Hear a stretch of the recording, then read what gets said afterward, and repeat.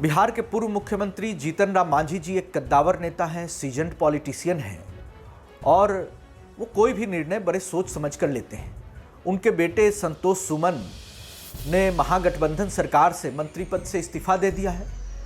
ये हम पार्टी का अंदरूनी निर्णय है और जीतन राम मांझी जी का नाम और चेहरा महागठबंधन के लोग ब्रांडिंग के तौर पर इस्तेमाल करते रहे, तो हो सकता है कि इन बातों से उनकी तकलीफ थी। स्वाभाविक है, उन्होंने निर्णय लिया होगा कि उनके बेटे मंत्रिमंडल से बाहर आए। नमस्कार, आप देख रहे न्यूज फॉर नेशन और मैं स्वाति पांडे आपके साथ। बिहार सरकार में SC/ST कल्याण मंत्री और बिहार के पूर्व मुख्यमंत्री जीतन राम मांझी के बेटे संतोष मांझी ने अपने मंत्री पद से इस्तीफा दे दिया है, जिसके बाद बिहार की राजनीतिक गलियारों में उबाल मच गया है।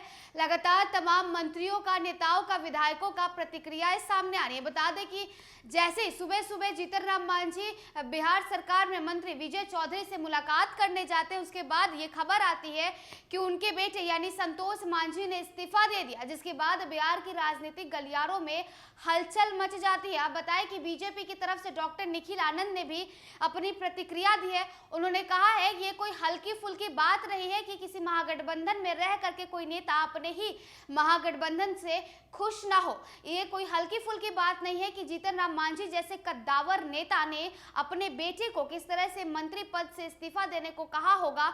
अगर नीतीश कुमार चाहते थे कि जदयू में से जो है हम पार्टी विलय कर ले, तो ये ठीक नहीं है। लगातार देखिए, जैसे ही संतोष मांझी इस्तीफा देते हैं, बीते कई दिनों से बिहार की राजनीतिक गलियारों में ये सवाल था कि क्या जीतन राम मांझी महागठबंधन से खुश नहीं है, जिसके लिए वो कुछ दिनों पहले विजय चौधरी से उन्होंने मुलाकात भी की थी। और आज एक बार फिर से सुबह सुबह जो है जीतन राम मांझी मंत्री विजय चौधरी से मुलाकात करते हैं, जिसके बाद खबर आती है कि संतोष मांझी ने इस्तीफा दे दिया। वैसे में बीजेपी की तरफ से भी प्रतिक्रिया सामने आई है। डॉक्टर निखिल आनंद ने क्या कुछ कहा है, उन्होंने कहा है कि जीतन राम मांझी जैसे कद्दावर नेता, इतने सोचने समझने वाले नेता अगर इतना बड़ा फैसला कर सकते हैं, तो ये कोई हल्की फुल्की बात नहीं है।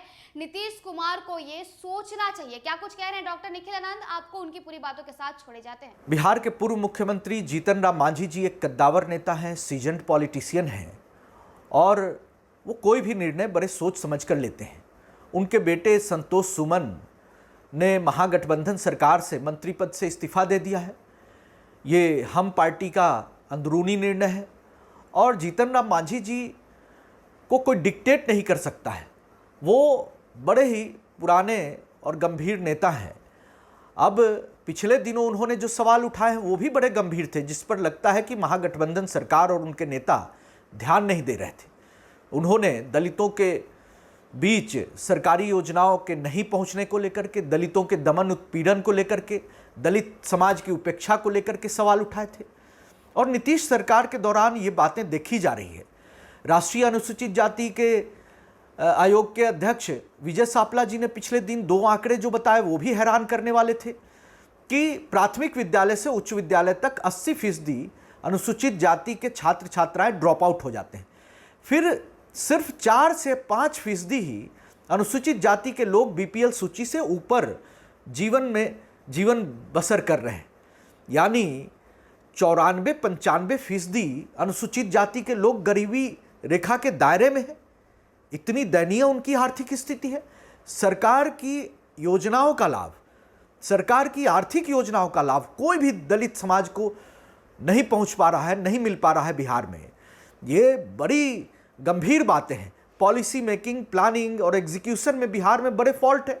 जीतन राम मांझी जी के बार बार सवाल उठाने पर भी ये लोग उनकी बातों को नज़रअंदाज करते रहे और जीतन राम मांझी जी का नाम और चेहरा महागठबंधन के लोग ब्रांडिंग के तौर पर इस्तेमाल करते रहे, तो हो सकता है कि इन बातों से उनकी तकलीफ थी।